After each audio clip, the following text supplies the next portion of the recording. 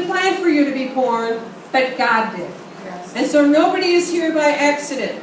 The price of staying on shore, instead of being a rescuer with your little lifeboat, or staying in your comfort zone where it's safe, is a price too high to pay. We don't want to rock the boat, so then we're just going to stay home. You know, we don't want to upset anybody. We want to stay where it's safe. As I was putting together this teaching, I came across a survivor's account from the Titanic. And maybe you knew this, but I didn't, and it just fits. That on the Titanic, there were only 20 lifeboats on the Titanic. And that was only enough for half of the people that were on the Titanic. To fully evacuate the ship, they would have needed 40 lifeboats. When the lifeboats were dispatched off the Titanic, many of them were only half full. And the lifeboats just went on. The passengers put their life jackets on. The lifeboats were gone. And the people just jumped over. They just jumped into the frigid water. And as they're jumping in the frigid water, screaming and yelling for help, 19 of the 20 lifeboats went the other direction.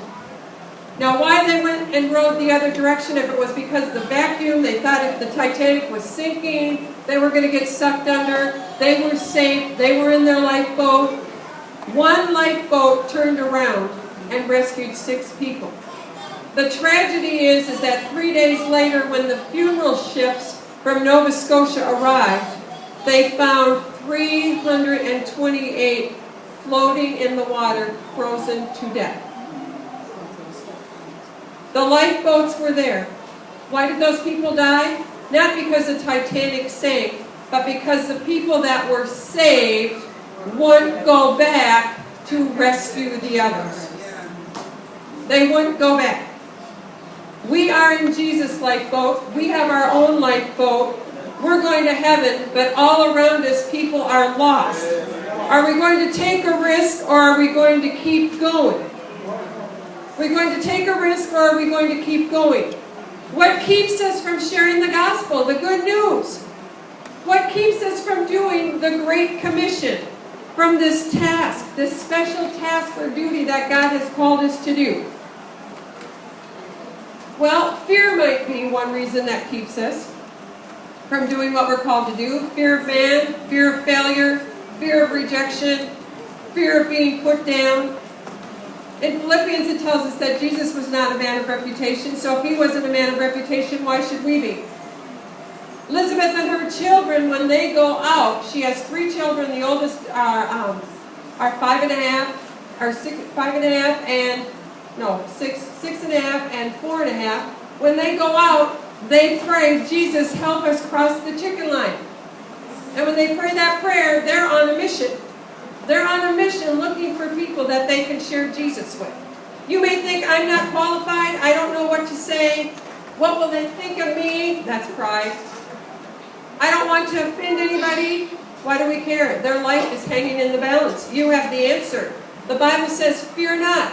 2 Timothy 1:7 says that God has not given us a spirit of fear, but of power and love and a sound mind. If you're in fear, you're not in faith. God has called you. He's equipped you. He's anointed you. He's appointed you. Say, I can do this. I can do You can do this. Another reason people may not share is because they're too busy. They have other obligations. They're too busy. Who controls your schedule? I try and put the word busy out of my schedule. You meet someone in the States, how are you? I'm really busy. Well, that doesn't tell me what you're doing. I'm busy. Well, what are you doing? You control your own schedule. What is your priority? What do you want to do? Now, I heard Pastor say Tuesday night there's a prayer meeting. That should be your priority. 7 o'clock, prayer meeting Tuesday night. You plan the rest of your day so you're at prayer meeting on Tuesday night. God will help you get there. If you put God first, He will bless you. You found that out with your finances. Put God first and see what happens. If you don't have a plan, someone else or something will fill Tuesday night. But if you say, I'm going to prayer meeting, and someone says, well, do you want to do this? Well, let me check my calendar. Nope, I'm going to prayer meeting. That's your priority. Satan doesn't care how busy you are. In fact, he's happy if you're busy. Because if you're busy, then you don't have your lifeboat out there. You're not being a rescuer. And if you're not messing with his kingdom, he'll leave you alone. He'll try and keep you busy. Another reason we may not share is lies. Well, I can't do that. Well, I'm shy. It's not my personality. No, I just really don't like talking to strangers.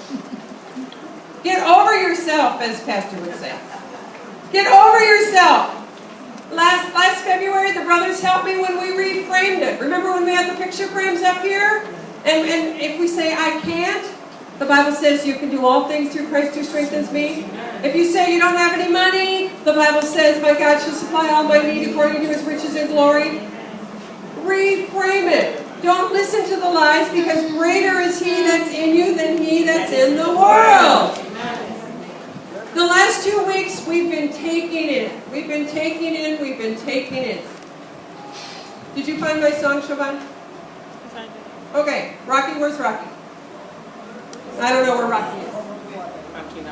Okay. So, if we take in and take in, we have to let it out, because a stagnant pond stinks. And the Bible tells us in John 7:38 that out of our belly shall flow rivers of living water. The song says, I've got a river of life flowing out of me, makes the lame to walk and the blind to see, opens prison doors, sets the captives free. I've got a river of life flowing out of me.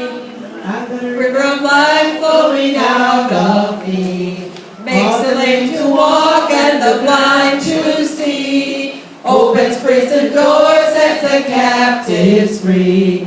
I've got a river of life flowing out of me. Stream of gold.